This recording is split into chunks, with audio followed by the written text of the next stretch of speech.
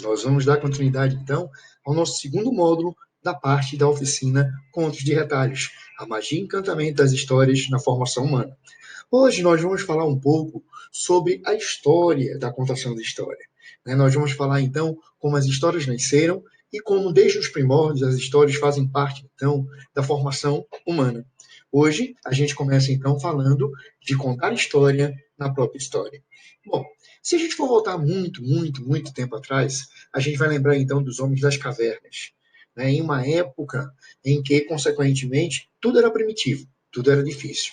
Bom, hoje a gente tem, achados arqueológicos que nos mostram que desde aquela época as histórias poderiam ser retratadas. Um exemplo típico é o que nós chamamos de pinturas rupestres, que são aquelas pinturas, que nós encontramos em cavernas que mostram cenas, de caça, de família, de pessoas, como também dos animais. Na verdade, é uma verdadeira história em quadrinhos, onde ali se retratava o cotidiano. Esses pigmentos eram pigmentos naturais, nos quais eles mesmos retratavam a sua vida. Então, já desde aquela época, a história estava sendo retratada para um grande período em nossas vidas. Por isso que hoje é tão valioso a gente conservar esses espaços, porque eles nos trazem uma história viva de um tempo muito remoto. Bom, se a gente evoluir, então, a gente vai ver, justamente o desenvolvimento das civilizações. E entre as civilizações, a gente também tem achados, como exemplo, os papiros egípcios. Nos papiros, a gente teria já uma escrita própria, como também a gente teria desenhos e cenas que retratavam a vida cotidiana dos seus faraós, de seus familiares e até dos seus trabalhadores. Bom, aí a gente pode lembrar, da revisão de Sisto em 2001, onde ele retrata que a contação de história também está através dos povos indígenas, onde, consequentemente, eles se reúnem em rituais de círculo. Isso mesmo, círculo. Eles reúnem vários índios, os índios mais novos, e na região central nós temos, então, aqueles mais velhos, os índios mais velhos, que são valorizados e que passam todo o conhecimento e contam as histórias de sua tribo, dos seus antepassados. Isso é muito importante porque, consequentemente, através, da comunicação direta em uma roda, em um círculo, as pessoas ficam sabendo, então, de todos os costumes, de todas as formas como os índios eles vêm sobrevivendo e vêm resistindo com a sua própria cultura. É uma forma de a gente manter vivo justamente a arte, a cultura e a valorização desses povos. Bom, aí a gente avança muito no tempo e a gente chega no século XVIII, onde a gente tem o advento do quê? Da tipografia. Consequentemente, a gente tem, então, justamente as histórias retratadas através, da escrita e também através, de jornais e também da fabricação do quê? Dos famosos livros. Bom, livros que não eram para todos, mas que já refletiam, justamente uma organização e estruturação, de ideias, de contos e também das histórias da própria história. Muito bem, a tipografia no século XVIII, ela já se preocupava também com o público infantil.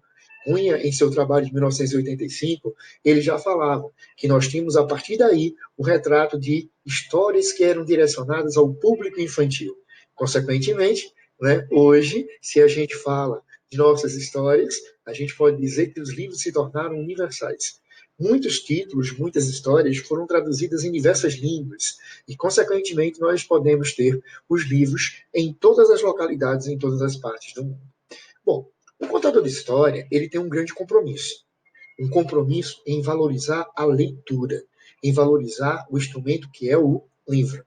Ele tem que exercer, acima de tudo, o amor a este material.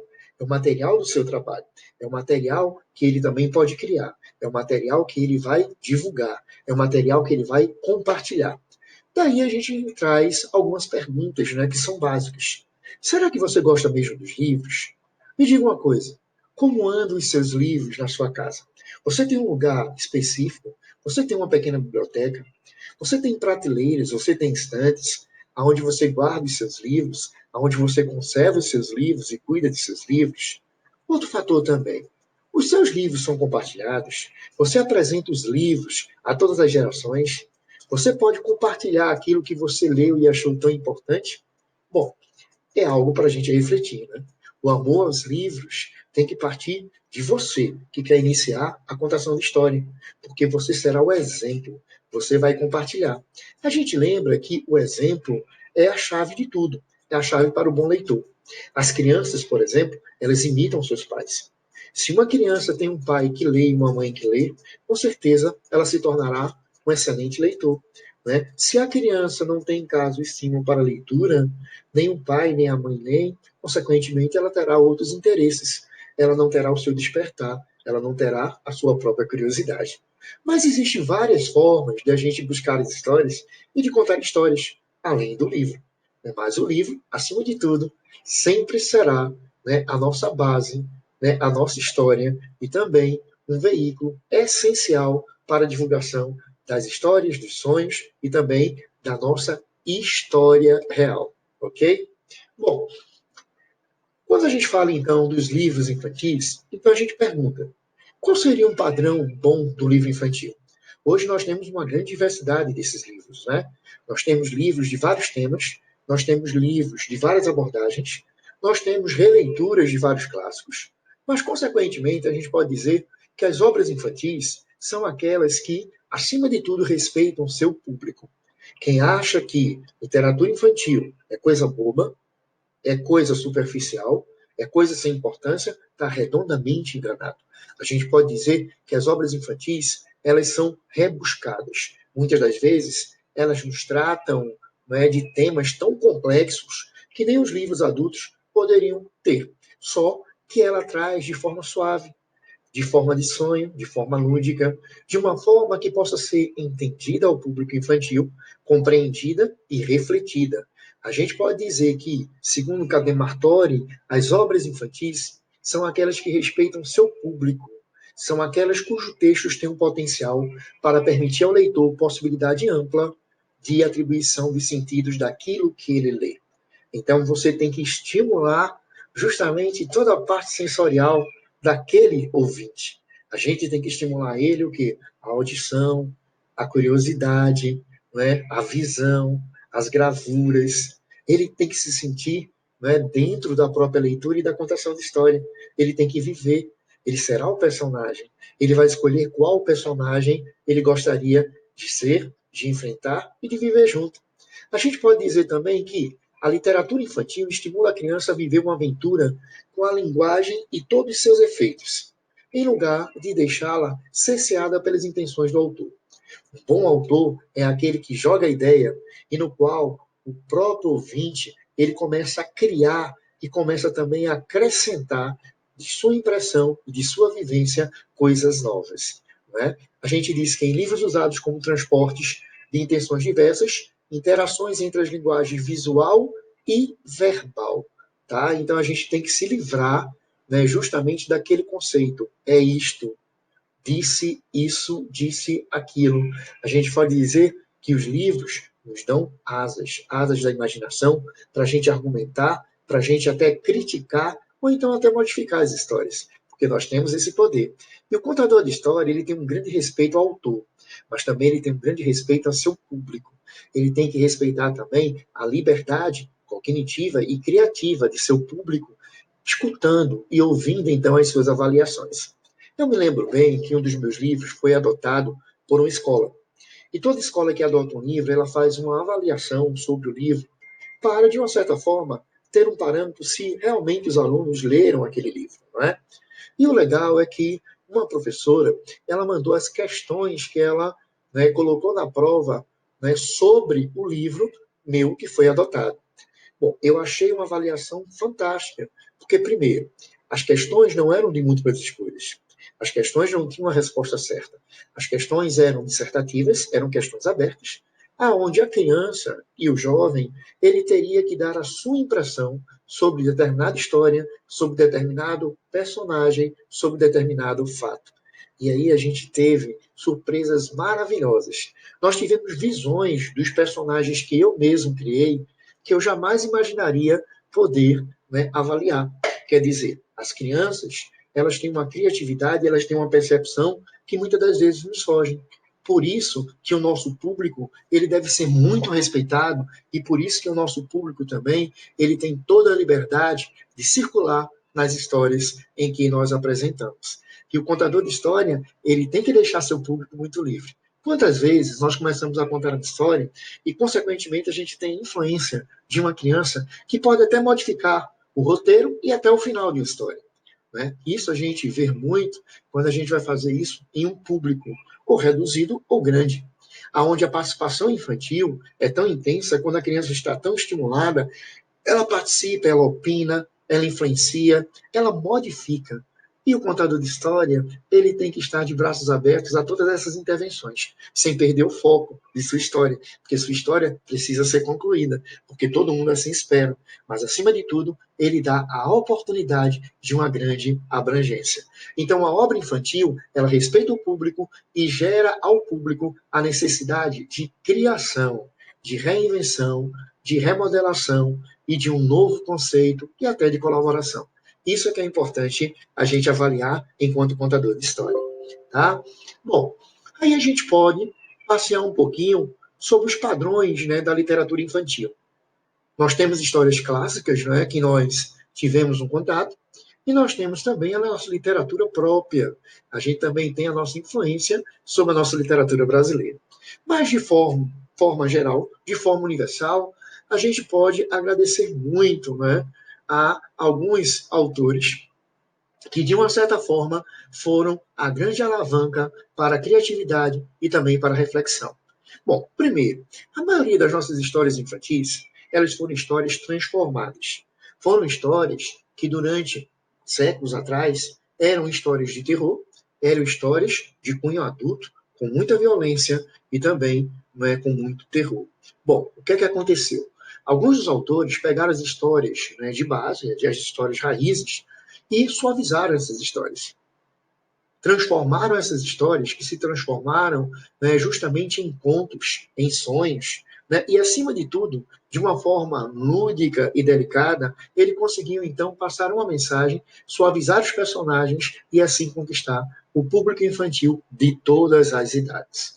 A gente pode passear, então, através de séculos. Por exemplo, no século XVII, na França, a gente tem Charles Perrault, aonde, consequentemente, a gente tem aí duas obras de grande importância: Cinderela e Chapeuzinho Vermelho, que é um exemplo de histórias que foram assim o quê? Modificadas e adaptadas, tá certo? Então a gente tem Cinderela e Chapeuzinho Vermelho como um baluarte, né? Cinderela, não é? Aquela que é injustiçada, aquela, não é, que foi maltratada. Aí vem aquele termo, madrasta, né? Todo mundo quando fala, ah, é sua madrasta, a primeira impressão que nós temos é que é uma pessoa má, que veio substituir a sua mãe e que, consequentemente, te fará sofrer, não é? Mas, no entanto, né, a gente sabe que existem boadastras, né? Existem aquelas que são maravilhosas, que se tornam segundas mães. Mas o próprio termo e a correlação existia já aí. Chapeuzinho Vermelho, também, né? Aquela que tentou ser, que foi atacada através de quê? De uma representação do mal, o lobo da floresta, não é? Bom, a gente lembra também que nessa época nós tivemos os contos e lendas da Idade Média como gênero infantil.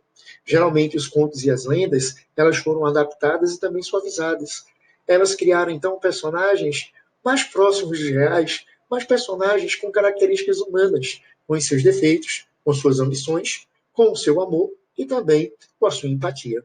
Bom, a gente pode dizer que, andando mais no tempo, no século XIX, na Alemanha, nós tivemos o advento de dois irmãos altamente criativos que conseguiram revolucionar a literatura infanto-juvenil. Nós estamos falando dos irmãos Grimm. Justamente, são eles os responsáveis pela história de João e Maria, também a adaptação, como também a história de Rapunzel. A gente lembra também de Christian Andersen, onde ele traz justamente o Patinho Feio. E ele traz uma história que é bem curiosa, os trajes do imperador. Geralmente nas oficinas, quando a gente fala do traje do imperador, os trajes do imperador, muita gente se pergunta, eu nunca ouvi falar nessa história. Realmente é uma história mais antiga e que muitas das vezes não faz parte do cotidiano e também da contação de histórias. Os trajes do imperador mostram justamente alguns problemas, né, que existem na personalidade humana. Por exemplo, o egocentrismo, o egoísmo, não é? A prepotência. Justamente fala de um imperador. O imperador é aquele que dominava todo o império. era respeitado, era o Todo-Poderoso. Mas ele era muito soberbo, ele era muito vaidoso, ele era muito egocêntrico. Ele adorava ter roupas novas. E muitas costureiras e alfaiates choravam aos seus pés pelos seus maltratos. Ele nunca achava que a roupa seria digna do seu poder e também, né, de sua honra. Todos tentavam de tudo e ninguém conseguia. Bom, chegou um indivíduo justamente a esse império e começou a observar o jeito arrogante e também prepotente daquele imperador. E aí descobriu que ele era muito vaidoso. E começou a elogiá-lo muitas vezes, despertando então a sua atenção. Bom, ele conquistou então por bajular e também por, né, jogar toda a vaidade e todo estímulo para que o imperador se achasse muito mais do que seria. Pois é, ele ganhou a confiança do imperador e disse que poderia gerar para aquele imperador trajes que ninguém mais teria no nosso planeta. O imperador ficou maravilhado, só ele teria aquele traje. Pois bem, esse falsante, ele chegou então com um tecido de característica invisível. Exato. Ele veio carregando um tecido que não existia, que ele dizia que ser, né, um tecido, né, tão fino, tão delicado, né, e tão rico que poucos poderiam enxergar a sua beleza. E ainda disse e convenceu o imperador que aquelas roupas poderiam ser costuradas no seu próprio corpo. O imperador se posicionou, o imperador ficou com todo o seu orgulho e a roupa foi costurada de mentirinha em todo o seu corpo. Todas as vezes que ele, né, passava por aquelas sessões, mais era elogiado e mais o seu orgulho e sua vaidade era aguçada, ao ponto da roupa acabar a sua construção. E o imperador, com todo orgulho, resolve então mostrar, né, a sua grande, né, vaidade através do que? Da roupa que ele queria mostrar a todo o império. Ele sai pelas ruas para que as pessoas possam ver, né, uma roupa nunca vista e é ridicularizado. Todos riem da sua cara, porque consequentemente ele estava desnudo, né? Desnudo, ele estava nu mesmo, né? Ele não tinha roupa alguma, mas tinha a sua vaidade e a sua prepotência. Foi aí que ele viu que ele foi, assim, enganado. E aquele trapaceiro pegou todo o seu ouro e sumiu do mapa. Né? Então a gente tem aí os trajes do imperador. Uma história engraçada, onde a gente tem personagens, né, de uma realidade remota, né, divertida e ao mesmo tempo trabalhando o quê? Temas tão complexos, né, como a nossa fragilidade humana. Bom, andando um pouquinho mais sobre isso, a gente fala de Collodi, né, onde ele traz o famoso Pinóquio, né, que nós já falamos. A gente lembra também de Carroll, né, através, né, de Alice no País das Maravilhas, que até hoje, não é muito avaliado. Para vocês verem, o cunho dos contos de fadas, eles são tão complexos, de sua formação, de sua origem, de sua modificação, que eles muitas das vezes são títulos de teses, não é, para discussão, né, não só da linguagem, como também, né, da parte psicológica, né, em que aquela história trata e que aquela história assim retrata. Então, muitas dessas histórias já foram comentadas por diversos outros escritores, psicólogos, psicanalistas, né, críticos. Ainda hoje, elas são frutos de grande pesquisa. A gente lembra também de Frank Baum, americano, quando ele traz então a beleza do mágico de Oz, que a gente discutiu e já falou um pouquinho na primeira oficina. James Barrier, o escocês, com o famoso Peter Pan, um menino que não queria crescer. Muito bem. Essas histórias, elas são tão vivas, são tão importantes em nossa formação, porque são elas que começaram a gerar alguns conceitos iniciais na nossa formação e na nossa compreensão. Através delas, nós podemos identificar, já na infância, não é, que a criança vem identificar o que seria bom, o que seria ruim, o que seria o bem, o que seria o mal. Ela poderia, então, caracterizar, não é, alguns conceitos, como o conceito de mãe, de madrasta, de amigo, de inimigo, não é, de poderoso, daquele, não é, que seria, assim, submisso, que seria humilhado, quer dizer, né, do grande mal, dos riscos, do perigo. Quer dizer, todos esses conceitos, gente, como também de sentimentos do amor, da alegria, estariam nessas histórias. E a criança, ela já identifica através dessa forma lúdica, esses conceitos que começam a ser elaborados em sua cabeça. Essas histórias são tão fantásticas que elas possuem várias releituras. Nós temos, por exemplo, a Disney, como também várias outras indústrias, né, do cinema que investem em animação e nova roupagem, né, dessas histórias, para você ver o quanto elas são complexas e o quanto elas são legais. E o mais legal, não é? Os adultos amam a animação, os adultos amam levar os seus filhos, seus sobrinhos, seus netos e até irem sozinhos, porque eles estão revisitando justamente a sua infância. Mas a gente também tem os nossos representantes aqui no Brasil, não é? A gente tem alguns nomes que seriam muito interessantes para a nossa pesquisa. A gente tem Henriqueta Lisboa, a gente tem Raquel de Queiroz, que também se dedicou ao público infantil, Mário Quintana, não é? Que também se envolveu com a política, mas também escrevia, né, para o público infantil, Érico Veríssimo, que eu acho que todo mundo, na adolescência, quem tem mais de 40 anos já leu algumas de suas obras, Cecília Meirelles, Vinícius de Moraes, Clarice Lispector, Ferreira Goulart, né, que também, né, tinha, né, o seu lado também na própria política, Armando Freitas Filhos e Monteiro Lobato. Bom, aí eu lanço um desafio para você que está assistindo, né, esta oficina. Que tal se você pesquisar um pouco sobre cada um desses autores? Quem foram e o que é que eles construíram em termos de literatura infantil? Eu acho que você vai ter muitas surpresas. Eu acho que todos esses a gente conhece principalmente na linhagem infantil, o famoso Monteiro Lobato. E nós vamos observar também que as próprias obras de Monteiro Lobato já foram readaptadas. E a gente vai discutir um pouco sobre isso. E, consequentemente, depois do século XX, a gente pode dizer que a nossa literatura e a literatura internacional se mesclam.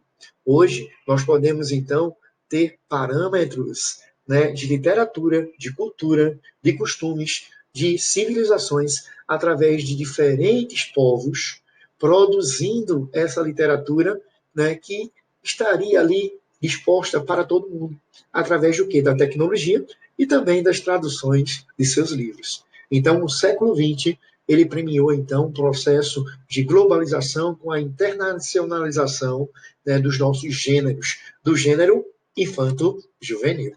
Ok? Bom, aí a gente pergunta, né? Por que, então, conto história? Contar história para quê? Bom, a gente lembra de Abramovic, quando ele diz que ler e contar histórias pode gerar o que para a gente? Primeiro, suscitar o imaginário, utilizar da imaginação, encontrar outras ideias para solucionar questões. Por quê? Porque quando a gente ouve uma história, quando a gente vê uma nova situação, a gente logo correlaciona algo que nós vamos viver, ou então lá no futuro, ao vivermos, nós vamos correlacionar aquilo que a gente já viu através de uma história. É através das histórias que nós temos o primeiro contato com as grandes emoções, emoções importantes. Claro que nós temos algumas infâncias que, infelizmente, né, já vivem emoções até negativas. Mas nós temos também aqueles que têm emoções positivas. Através das histórias, a criança, ela talvez até entenda algumas realidades que ela ainda não viveu, mas que ela pode viver no seu futuro. Então, todas as emoções importantes estariam ali, com a vontade de chorar, com a vontade de abraçar, de amar, como a raiva, como o ódio, não é? Como a coragem. Então, são emoções muito importantes que a gente pode estimular. A gente pode dizer também que, através de uma história, a gente vive profundamente cada emoção. E também, através das histórias, a gente viaja. A gente viaja e conhece um mundo, a gente é capaz de descobrir um mundo. Através da história, da geografia, da filosofia, da política, da sociologia. Muitas obras trazem esses temas de forma tão complexa e a gente pode viajar em todo esse universo e aprender, né, acima de tudo. Porque contar história é aprender com ela. Ouvir histórias também é aprender e também refletir sobre elas. E aí vem o fator final, que é a reflexão sobre um tema real. Porque nas histórias, pode, as histórias, para muita gente, pode até parecer o quê? Uma brincadeira. Mas a gente brinca de coisas bem sérias. A gente brinca com os temas reais. E toda história tem um personagem que é uma vivência que a gente pode identificar na rua, não só no aspecto físico, no estado comportamental e até de personalidade, porque os personagens são vivos, vivos em nossa mente e são reflexo de tudo aquilo que a gente já viveu, ou então que a gente projeta para o nosso futuro. Por isso que a contação de história é algo assim o quê? Maravilhoso. Muito bem. Por hoje, a gente fica aqui no nosso módulo 2. Aguarde que logo, logo nós vamos passar para vocês a terceira parte, né, dos contos de retalhos da oficina A Magia e Encantamento das Histórias na Formação Humana. Eu espero todos vocês. Até lá, gente. Não esqueçam de fazerem suas pesquisas.